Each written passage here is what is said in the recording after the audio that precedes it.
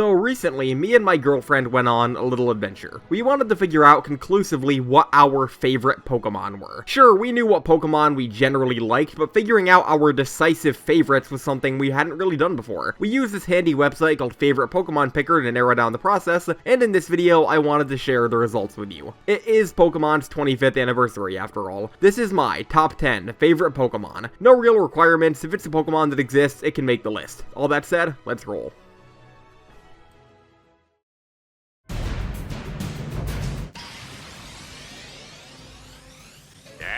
Today, aren't we? Okay, look, I know RAYQUAZA is an incredibly basic and common pick. He's considered to be one of the most popular Pokemon, period, to most people. But I still have my reasons for liking him. For starters, I'm a baby. I was born in 1999 and am 22 years old as of recording this. While I was certainly exposed to Pokemon from a very young age through my older brother who was just as into it as I was, the first Pokemon game I ever actually owned myself on my own console was Pokemon Emerald. I got a Game Boy Advance SP and the game for my 7th birthday, and I played the hell out of it. I don't really remember any specific Pokemon I used, with one exception. I loved RAYQUAZA. As soon as I caught him as a part of the main story, it was love at first sight. I used him for the remainder of my playthrough. In the Battle Frontier, I thought his name was Reservoir because I was a stupid 7-year-old kid. It was great. And while my sentimental attachment certainly plays a big role in why I like him so much, there are other reasons as well. First of all, just look at him. He's one of the sleekest and most well-designed Pokemon, period, in my opinion. He has that air of domineering power that a legendary should, while also having a degree of grace and fluidity that matches a Pokemon of his stature as well. Plus, while I'm not as into shinies as other people, I'd be lying if I said that his shiny wasn't sick as hell. I also love the overbearing sense of power that he has, both in his original game and more recent appearances, with him being able to silence Kyogre and Groudon with his mere presence in Emerald, and in a more meta sense, silence the entire competitive scene in ORAS and onward. While it's obviously insane from a balance standpoint, I love that a Pokemon like Mega Rayquaza is allowed to exist. So why is he only number 10? Well, even though he is my favorite legendary, I haven't really used him since my original Emerald playthrough over 15 years ago. Regardless, he's still the king of the legendaries in my opinion.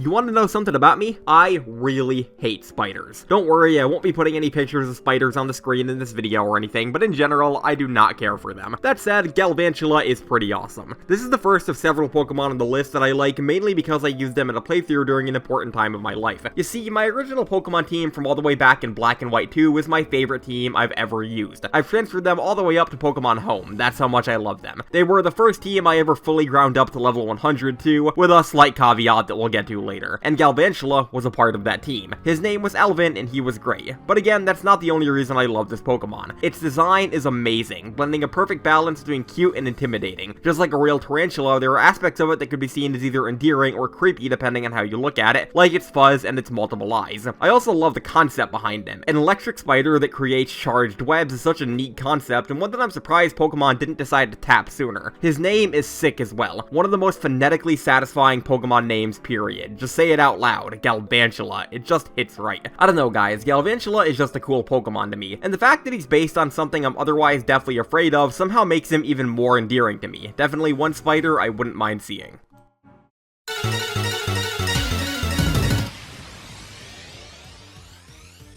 Now, this one's kind of an oddball. I've only ever really used SKARMORY in one playthrough team in ORAS, and that was pretty recent, so I don't really have much sentimental attachment to it. That in mind though, this thing is just sick. Similarly to Rayquaza, SKARMORY is just a sleek, cool-looking Pokemon that's just as threatening as it is elegant. The concept of a metal bird that uses its sword-like wings to strike its target is stellar, and I'm not surprised at all that they brought the idea back for Corviknight in Gen 8. I also respect SKARMORY due to its consistently decent usage in competitive, with its typing stats and move pool making it a favorite on Spike's teams and Stall teams. Very few Pokemon have carved out a niche this long-lasting for themselves, even if SKARMORY has dipped a few times. Plus, SKARMORY's appearance in the anime and spin-offs consistently portray it as a dangerous bird of prey that's meant to be feared, which is exactly what something with this design should be. My only real gripe with SKARMORY is how dirty it was done by the newer 3D models. This is a design that looks way cooler standing than it does flying. Oh, but guys, we gotta have sky battles, that really important new feature. Yeah, shut up. Regardless, SKARMORY has always been a favorite of mine, and a clear standout in a gen that I otherwise think has a pretty lame lineup of new mons, with one other exception, but we'll get to that later.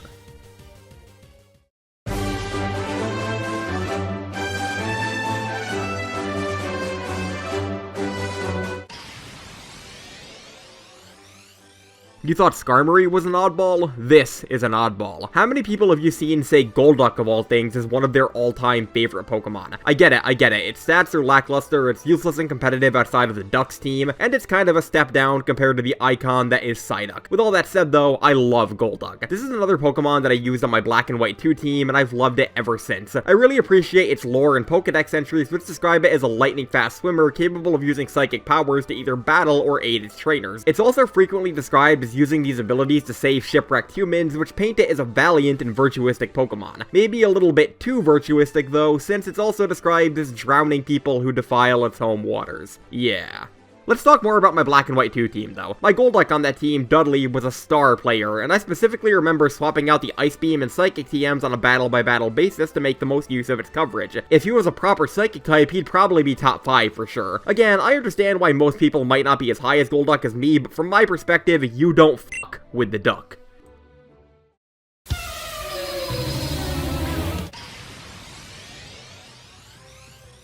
Here's another obvious Pokemon. Everybody loves Nidoking. He's a classic Kanto staple, capable of easily sweeping any Gen 1 game or remake you decide to employ him in. He's also, funnily enough, a huge simp! His Pokedex entries describe him being this big, strong, masculine Pokemon, proud of his immense strength and ability to crush diamonds and boulders and stuff, but he shrinks significantly when in the presence of Nidoqueen, who's the only Pokemon that can keep him in check. This is honestly a pretty funny bit of lore for a Pokemon, and is very true to life. I'm sure we've all met guys who put on this big air of bravado, but become absolute puppy dogs in the presence of girls. Regardless of that though, there's a reason everyone loves Nidoking so much. His move pool is pretty much limitless, and his stats make him the perfect Pokemon for absolutely steamrolling a solo playthrough. I bet most of us who played through a Kanto game have used Nidoking at least once. He's one of the most widely beloved and ubiquitous Pokemon, and if you say you don't like him, you're probably lying. Or you prefer Nidoqueen, which is valid. Regardless, Nidoking is a staple Pokemon, and a big contributing factor to why so many people remember Gen 1 so fondly. Hail to the king.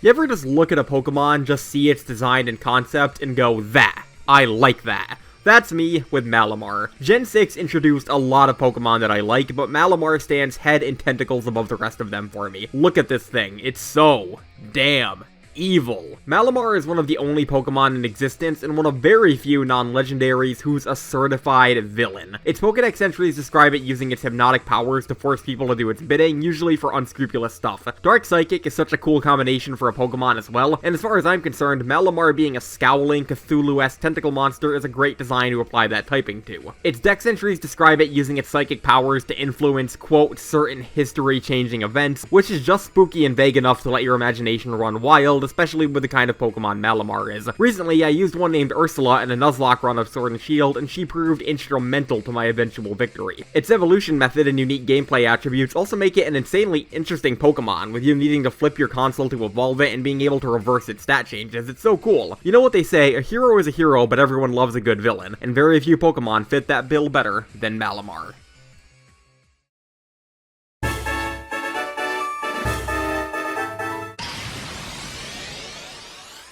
You thought Golduck was weird, check out my number 4. Pinsir is a Pokemon that's never had a substantial spotlight in the anime, is usually inconvenient and outclassed to use in playthroughs, useless in competitive play without its Mega, and just kind of a weird Gen 1 fillermon. So, why do I like it so much? Well, this thing was quite literally my favorite Pokemon when I was a kid. I think it's because it's so rare and not thought about. This isn't some contrarian, I like the Pokemon no one else does, so I'm unique stuff either. It's more that liking a Pokemon like this makes it feel more personal, like you have a bona fide attachment to the Pokemon. And that's not even mentioning Pinsir as an actual mon. Its design is so simple but so effective, the kind of thing Gen 1 excelled at. A big stag beetle with sharp horns that it can kill stuff with, that's all it needs. I distinctly remember watching the Challenge of the Samurai episode as a kid and being both disturbed and in awe at the implication that Pinsir could straight up kill Ash's Metapod. Plus there's also its Mega, which in my opinion is up there with Mawile as one of the most deserved and well-earned Megas in the game. Pinsir was such a forgotten about mon at that point that giving it a strong and capable new form was the perfect way to bring it back into the public consciousness. It was certainly a cathartic moment for someone like me who loved Pinsir his whole life up to that point. So while Pinsir might not be the most easy Pokemon to splash on teams, it's still an important and sentimental mon to me. Also, they gave one to Go? What the hell?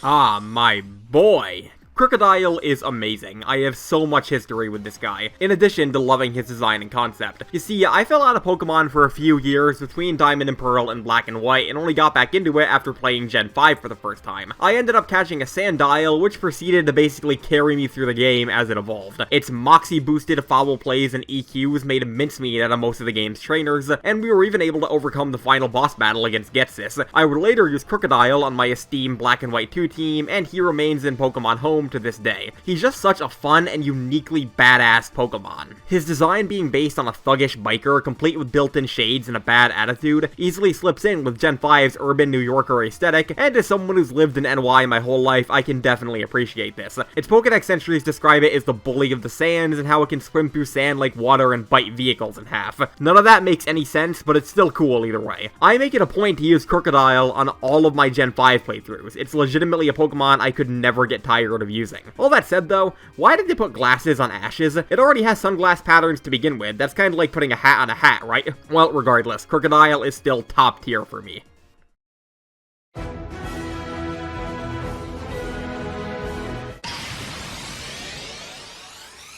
So, we've had a lot of tough, cool Pokemon on this list. I think it's time to calm down a bit. Let's drift a little and acquire the Sire. QUAGSIRE is so good, y'all! Look at this big fat stupid idiot. I just want to give him a hug. He's so adorable. His Pokedex entries describe him being stupid and aloof, not caring if he bumps his head and patiently waiting for food to just kind of find its way to him. That's just like me! He's such a happy boy. This is the best way to be, not caring about the world around you and doing you. We should all aspire to be like QUAGSIRE. But that's not the only reason I love him so much, even if it was a big part of it. He's also a legitimately fun and useful Pokemon to use in battle, or just as an HM mule. While it might not be much, its unaware ability makes it a legitimately useful mon for either cutting through buffed opponents or taking hits from them, and its typing of water and ground is also nice due to it mitigating water's weakness to electric and giving it access to stab, EQs, and surfs. It's absolutely hilarious to me that this big dumb idiot is such a legitimately useful Pokemon. Easily one of the most endearing, likable, and rootable Pokemon in existence. If you take away anything from this video, it's that you should be like QUAGSIRE. Ignore what people think about you and live your best life. It certainly seems to be working for him.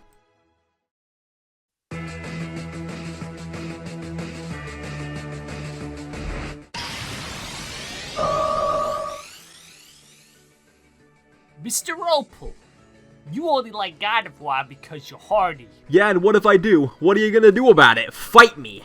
Nah. For real though, Gardevoir being my favorite Pokemon is actually more sentimental than anything. It all dates back to the release of Pokemon X and Y. These games came out when I was still in school, and a lot of my friends also played Pokemon and had 3DSs. We would all try to one-up each other with the coolest teams we could and battle each other during lunch and things like that. I distinctly remember trying to make the most unique team I could to play with them, and I just so happened to encounter a wild Ralts that I didn't even know was in X and Y's regional decks at the time. This was the beginning of a long friendship. I ended up using this Ralts for my entire playthrough, with it pretty much carrying me through the game. Its Psychic and Fairy typing made it pretty easy to sweep X and Y with, and it was also the first Pokemon I ever ground to level 100. Yes, even after I sent my Black and White 2 team over, this Pokemon took priority. I ended up integrating this Gardevoir into the esteemed Black and White 2 team, and it currently rests in Pokemon Home with them. But that's not all. I also used one in ORAS and Sword and Shield, where it pretty much did the same things it did in X and Y, and even randomly encountered one in a Pokemon Platinum randomizer, where it also proved incredibly useful. It was also my mega of choice when I briefly played competitive showdown in X and Y, and it got me a lot of wins. Simply put, Gardevoir is a sentimental Pokemon to me, and it's a shame that the internet's treatment of it has caused it to become so stigmatized. It's a legitimately cool and powerful Pokemon, and as long as you're not a creep, there's nothing wrong with liking it. You can appreciate a Pokemon or its design without being some weirdo who cranks his chain to fictional animals. All in all, Gardevoir is my favorite Pokemon, because it was the backbone of several teams during an incredibly formative time for me, both as a person and a Pokemon. If it had been any other mon, I'd probably feel the same way about them that I do about Gardevoir, but it was Gardevoir, and that's how things worked out. So please stop roleplaying as Gardevoir in people's comment sections and just appreciate this Pokemon for what it is. Regardless, thanks for watching, hope you all enjoyed, and I'll catch you all later. Thanks and cheers.